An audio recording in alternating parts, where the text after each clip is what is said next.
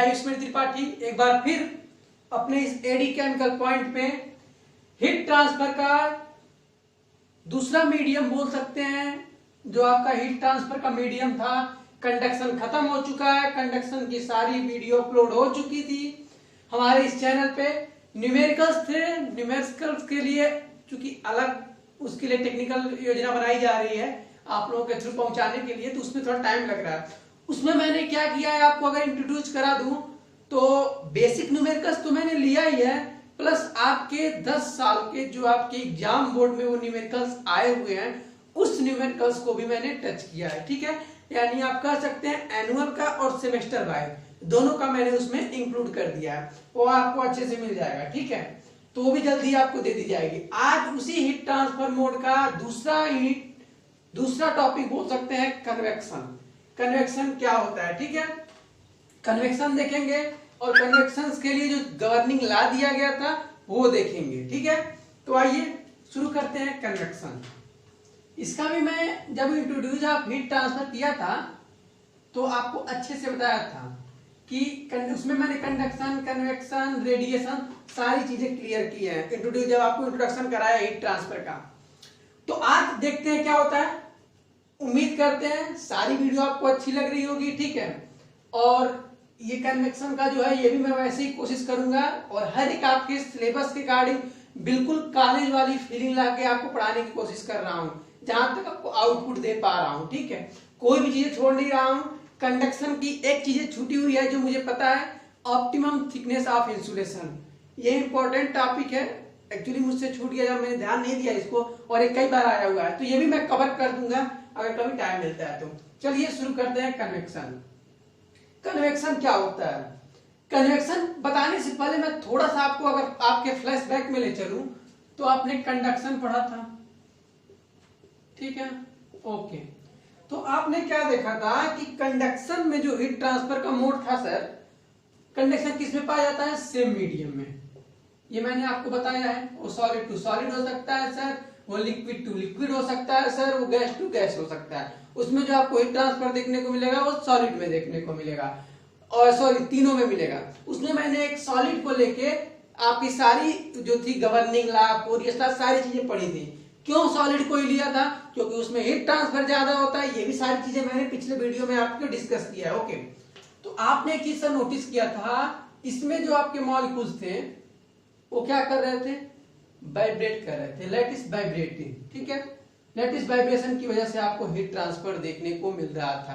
अर्थात मैं बोल सकता हूं कि सर जो इसके मॉलिक्यूल्स थे ना सर, वो कभी वेरी नहीं कर रहे थे, मतलब अपनी जगह पे तो बस वो वाइब्रेट कर रहे थे, लेकिन अपनी स्पेस को छोड़ नहीं रहे। जैसे अगर मैं एक आयरन को लूं, एक कोई रॉड को यहाँ पे हीट करूं, तो ये बस वाइब्रेट कर रहे थे, ना कि मॉलिक्यूल्स यहाँ टू यहाँ जा रहे थे। ठीक है, वो यहाँ नहीं जा रहे, बस अपनी जगह पे वाइब्रेट कर रहे थे। अर्थात मैं बोल सकता हूं कि इसके जो कंडक्शन में जो था वो क्या था? एट रेस्ट कंडीशन में बोल सकता हूं सर। ठीक है, इसी का जस्ट अपोजिट आपको देखने को मिलेगा कन्वेक्शन में। कन्वेक्शन में क्या था सर? उसमें जो आपका जो मीडियम होगा ना हीट ट्रांसफर करने का, उसके जो आपके पार्टिकल्स, मॉलिक्यूल्स नहीं बोल सकते, उसके जो पार्टिकल्स होंगे ना सर वो मूव करेंगे। ठीक है ना, यही आपकी एक प्रकार की प्रॉपर्टी बोल सकते हैं कन्वेक्शन की, मूवमेंट ऑफ द पार्टिकल्स। ठीक है सर, मतलब आपके जो मूव पार्टिकल होंगे वो मूव करेंगे। ओके, अब वो कैसे मूव करेंगे ये देखते हैं ब्रीफली इस कन्वेक्शन में। ठीक है, अब देखिए, आपने जाना कि कन्वेक्शन में क्या होता है। कन्वेक्शन वहां पे देखने को मिलेगा जब आपके डिफरेंट मीडियम होंगे, कंडक्शन जहां पे देखने को मिलेगा सेम मीडियम होंगे, रेडिएशन वहां देखने को मिलेगा जहां पे कोई मीडियम नहीं होगा। ठीक है, ओके। कन्वेक्शन क्या होगा? उसके जब कैसे उसके पार्टिकल्स मूव करते हैं पहले ये देखिए।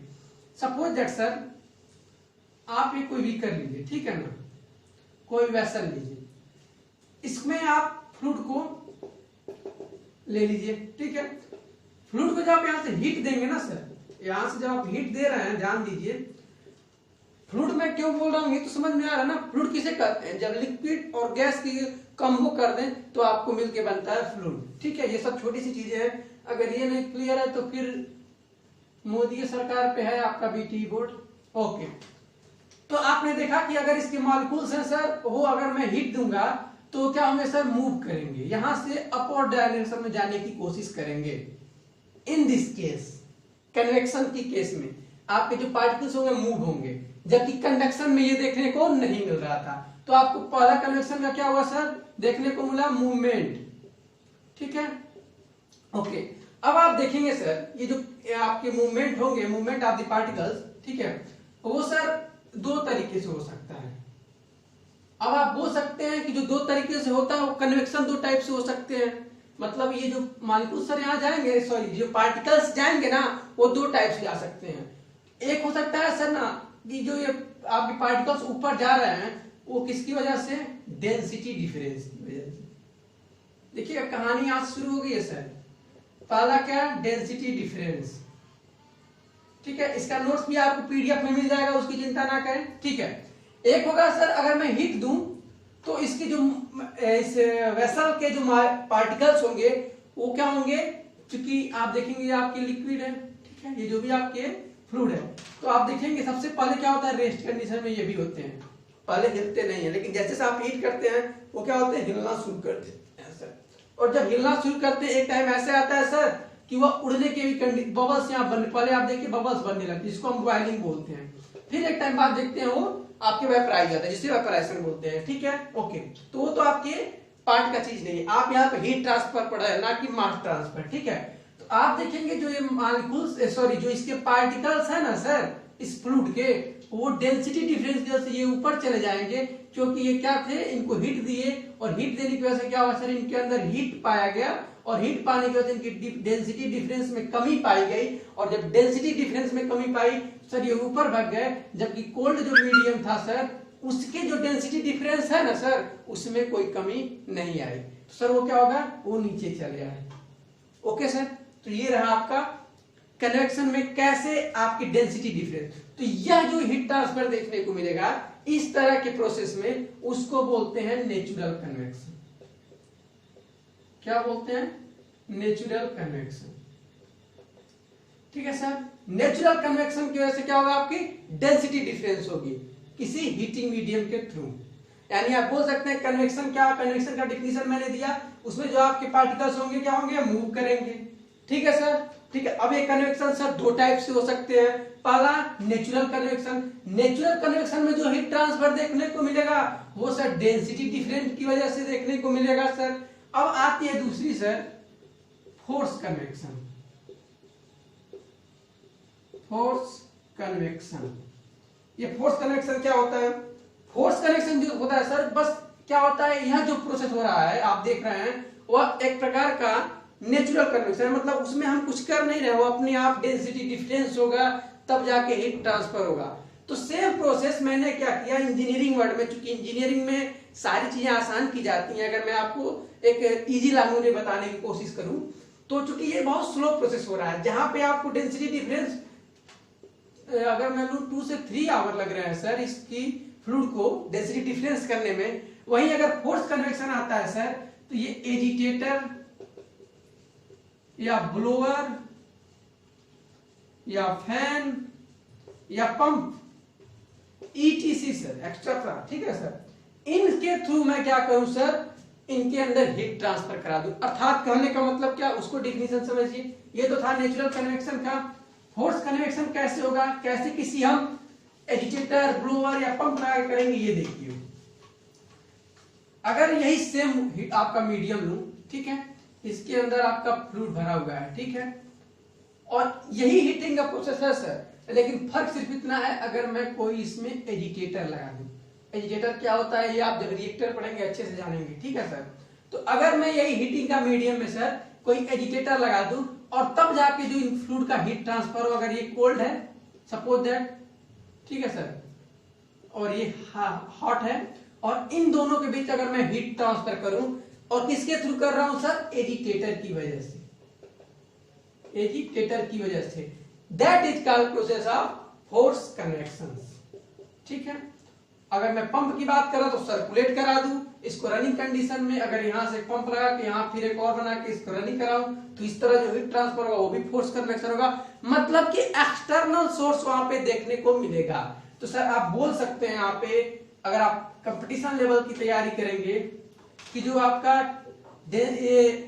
इसके अंदर जो टेम्परेचर डिफरेंस है, ठीक है, ये कि अगर आपसे पूछा सकता कि किस प्रोसेस में हीट ट्रांसफर ज्यादा देखने को मिल सकता है, नेचुरल कन्वेक्शन या फोर्स कन्वेक्शन, तो जाहिर सी बात है सर इसमें एक्सटर्नल सोर्स लगा है तो आपको जो हीट ट्रांसफर ज्यादा देखने को मिलेगा फोर्स कन्वेक्शन में देखने को मिलेगा। ठीक है, अब देखते हैं जैसे कंडक्शन में था, आपको एक गवर्निंग लॉ दिया गया था हीट ट्रांसफर रेट को फाइंड करने के लिए, वैसे कन्वेक्शन में भी आया एक गवर्निंग लॉ।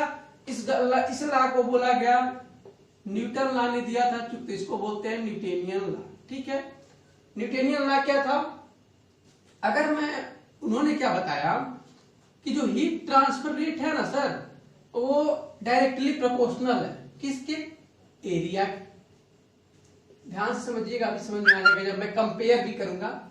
एक क्या है, heat transfer rate directly proportional to area, और दूसरा बताया कि जो हीट ट्रांसफर रेट है वो directly proportional to temperature difference. आइए देखते हैं कैसे सर। सपोज दैट सर आप यहाँ पे एक सॉलिड लीजिए, ठीक है, ये सॉलिड और इसके ऊपर फ्लूइड, ठीक है, इसके ऊपर फ्लूइड ले लीजिए। अब देख रहे हैं डिफरेंट मीडियम है, तो डिफरेंट मीडियम में क्या कौन सा मोड हीट ट्रांसफर होगा, कन्वेक्शन होगा। ठीक है, ओके। अब अगर ये फ्लूइड है, अब मैं सर इसका टेम्परेचर मान लेता हूं Ts, टेम्परेचर ऑफ सॉलिड, इसका मान लेता हूं टेम्परेचर ऑफ फ्लूइड, ओके। और अब मैं यहां से हीटिंग देने का स्रोत शुरू कर देता हूं, तो यहां आपका हीट ट्रांसफर होगा सर। तो न्यूटन ने क्या बताया कि जो इसका जितना हीट ट्रांसफर रेट यानी Q है सर, ठीक है, वो डायरेक्टली डिपेंड करेगा एरिया ऑफ सरफेस पे, ठीक है, अर्थात इसके एरिया ऑफ सरफेस है, किसके, फ्लूइड के एरिया ऑफ सरफेस पे। मतलब जितना एरिया बढ़ाते जाएंगे आपका हीट ट्रांसफर रेट बढ़ता जाएगा। जैसे कि कंडक्शन में भी था सर, कंडक्शन में भी आपने देखा था, वहां पे भी क्या था, कोई अगर प्लेन वाल्व को लेके हम पढ़ रहे थे, तो जैसे जैसे इसका प्लेन वाल्व की आप एरिया को बढ़ाते जा रहे थे, वैसे वैसे आपका हीट ट्रांसफर रेट बढ़ता जा रहा था। सेम कंडीशन यहाँ पे भी सर, जैसे जैसे आप इस फ्लूइड के सरफेस की एरिया को बढ़ाते जाएंगे हीट ट्रांसफर रेट बढ़ता जाएगा। फर्स्ट लॉ बताया उन्होंने। दूसरा क्या बताया कि जाहिर सी बात है सर, आप बताइए इसका टेम्परेचर ज्यादा होगा, अर्थात Ts ग्रेटर देन Tf। तो जब टेम्परेचर किसका, इसका ज्यादा है, अर्थात जो हीट ट्रांसफर रेट में टेम्परेचर, जितना ज्यादा टेम्परेचर डिफरेंस होगा उतना ज्यादा हीट ट्रांसफर रेट होगा। ये भी आप इसमें पढ़े थे, फोरियर लॉ में पढ़े थे कि किसी प्लेन वाल्व को आप ले रहे थे और उसमें जितना ज्यादा उसका टेम्परेचर डिफरेंस हो रहा था, सपोज दैट T1 पे आपको मैंने फोरियर में ले चल रहा हूं, तो वहां पे अगर टेम्परेचर डिफरेंस 10 है, सॉरी शुरू में आपका टेम्परेचर डिफरेंस में मैक्सिमम लेता हूं 50 के नियर अबाउट, T2 में लेता हूं सर 20 के नियर अबाउट। तो इस समय आप हीट ट्रांसफर रेट देख रहे हैं, अगर मैं इसी टेम्परेचर डिफरेंस को बढ़ाते जाऊं, जैसे कि यहाँ पे देखिए टेम्परेचर डिफरेंस को बढ़ा दूं, अब मैं 150 कर दूं, ठीक है सर, और अब क्या कर देता हूं सर, ये जाहिर सी बात है ये भी बढ़ेगा, यानी ये समझ लीजिए 60 के नियर अबाउट हो जाएगा। ठीक है, तो जैसे जैसे आप देखिए टेम्परेचर डिफरेंस बढ़ा तो आपका हीट ट्रांसफर रेट भी बढ़ता जाएगा। ठीक है, याद रखिए टेम्परेचर अलग है, हीट ट्रांसफर अलग है, क्योंकि हीट ट्रांसफर कोई हीट देने का काम करता है, हीट ट्रांसफर किस रेट से दिया जा रहा है, और टेम्परेचर मतलब किसी ऑब्जेक्ट की कितनी हीटिंग है। ओके, तो जैसे जैसे टेम्परेचर डिफरेंस बढ़ेगा इन दोनों ऑब्जेक्ट के, ये तो कंडक्शन की बात हो रही है, अगर मैं आपको कन्वेक्शन में ले चलूं तो जितना ज्यादा इनके बीच सर टेम्परेचर डिफरेंस होगा, ठीक है, उतना ज्यादा हीट ट्रांसफर रेट होगा, क्योंकि टेम्परेचर डिफरेंस किस पे डिपेंड कर रहा है, हीट ट्रांसफर रेट पे। टेम्परेचर का डिफरेंस कब ज्यादा होगा, जब हीट ट्रांसफर रेट देंगे तभी जाके आपका टेम्परेचर का डिफरेंस होगा। तो ये था, ठीक है सर। अगर वहां पे भी बिल्कुल सेम था, कंडक्शन में भी आपने देखा था, ऐसे ही आपको फोरियर लॉ देखने को मिला था। अब मैं इन्हीं दोनों इक्वेशन को जब मर्ज करता हूं सर, तो मुझे क्या मिलता है, Q proportional A delta T। ठीक है, वहां पे सर ऐसे था, लेकिन प्रोपोर्शनल हटता था तो क्या आता था, वहां पे K आता था, यहाँ पे आता है H A डेल्टा T। ठीक है सर, सेम कंडीशन। यहाँ पे H जो है ना सर, वहां पे क्या था, थर्मल कंडक्टिविटी थी, यहाँ पे जो K था, यहाँ पे H जो है क्या है, हीट ट्रांसफर कोफिशिएंट। ठीक है, अब याद रखिएगा, इसकी भी मैं ब्रीफली बात करूंगा, जैसे कि थर्मल कंडक्टिविटी की बात किए थे सेपरेट वीडियो में, क्योंकि थर्मल कंडक्टिविटी और हीट ट्रांसफर कोफिशिएंट को सेम मत समझिएगा, दोनों में जमीन आसमान की फर्क है। थर्मल कंडक्टिविटी सर आपकी किसी मटेरियल की प्रॉपर्टी थी कि कोई मटेरियल कितना हीट कंडक्ट कर रहा है, अपनी एक फिक्स रहती थी उसकी। अगर किसी आप तो किसी को गोल्ड को लेते हैं, ठीक है, किसी आप जिसकी भी एक सॉलिड को लेते हैं, उसकी अपनी एक थर्मल कंडक्टिविटी होती थी, अर्थात किसी मटेरियल की प्रॉपर्टी होती थी। लेकिन एच क्या है सर, उसी एक लिक्विड की बात करेगा, लेकिन हर फेज में अलग अलग होगा। अर्थात मैं बोल सकता हूं कि एच जो होगा ना सर, वो कई सारी चीजों पे डिपेंड करेगा। पहला आपका वेलोसिटी पे डिपेंड करेगा, ठीक है ना, दूसरा आपके सरफेस पे डिपेंड करेगा, फिर रफनेस पे भी डिपेंड करेगा, ठीक है सर। ऐसी कई सारी चीजें आप देखेंगे जब सेपरेट वीडियो में, तो आपके जो एच है इंडिविजुअल, आपको हीट ट्रांसफर कोफिशिएंट एच, वो क्या होगा, वेरी करेगा, एक ही लिक्विड के लिए अलग अलग कंडीशन पे अलग अलग लागू होगा, ठीक है सर। जैसे वेलोसिटी, सरफेस, रफनेस, ऐसी कई सारी चीजें आप देखेंगे वहां पे। तो ये रहा, इसकी भी यूनिट सर वाट होगी, क्योंकि हीट ट्रांसफर रेट की यूनिट वाट होती है। फिर भी आप यहां से निकालना चाहते हैं तो निकाल लीजिएगा। एच का होता है वाट पर मीटर स्क्वायर केल्विन, एक मीटर स्क्वायर, इसका केल्विन, मीटर से केल्विन कैंसिल, मीटर से मीटर बचा हुआ, ठीक है। तो ये रहा आपका हीट ट्रांसफर कोफिशिएंट में, मैंने कन्वेक्शन में वहां पे आपका थर्मल कंडक्टिविटी थी, थर्मल कंडक्टिविटी और हीट ट्रांसफर कोफिशिएंट में डिफरेंट है सर, सेम मत समझिएगा, ठीक है। ये रहा आपका कन्वेक्शन। अब कन्वेक्शन खत्म हो गया, अगली आपकी जो वीडियो आएगी वो वीडियो आएगी सर हीट ट्रांसफर कोफिशिएंट पे। हीट ट्रांसफर कोफिशिएंट क्या होता है, इंडिविजुअल हीट ट्रांसफर कोफिशिएंट क्या होता है, और ओवरऑल हीट ट्रांसफर कोफिशिएंट क्या होता है, इन सारी चीजों का ब्रीफली डिस्कस किया जाएगा। और हाँ, एक मेरे व्यूअर थे, उन्होंने मुझसे कमेंट किया है कि उनको ह्यूमिडिटी, ठीक है, और डिह्यूमिडिटी क्या होता है, इसका फर्क समझना है, ठीक है। ह्यूमिडिटी और डिह्यूमिडिटी क्या होता है, क्योंकि ये मेरे पार्ट का नहीं है, ये मेरे डिस्कस का टॉपिक नहीं था, तो लेकिन फिर भी आपकी डिमांड है तो मैं जरूर बताऊंगा ह्यूमिडिटी और डिह्यूमिडिटी क्या होती है। ब्रीफली नहीं डिस्कस हो पाएगा, लेकिन हाँ कुछ आपके जो रिटन अगर एग्जाम दे रहे हैं तो उसके लिए तो बहुत है। क्या होता है देखते हैं। तो सर ह्यूमिडिटी और डिह्यूमिडिटी पढ़ने के पहले, सॉरी ह्यूमिडिफिकेशन था उनका, उनकी जब टॉपिक थी ह्यूमिडिफिकेशन और डिह्यूमिडिफिकेशन क्या होता है, ऐसा था, ठीक है, ह्यूमिडिफिकेशन और डिह्यूमिडिफिकेशन, ठीक है। तो सर इसको पढ़ने से पहले आपको सबसे पहले पढ़ना पड़ेगा ह्यूमिडिटी। ह्यूमिडिटी क्या होती है, आप ऐसे समझिए कि आपको किसी रूम में क्लोज कर दिया जाए, सपोज दैट आप किसी रूम में क्लोज हैं, ठीक है, आप इस रूम में क्लोज हैं सर, ठीक है, ओके।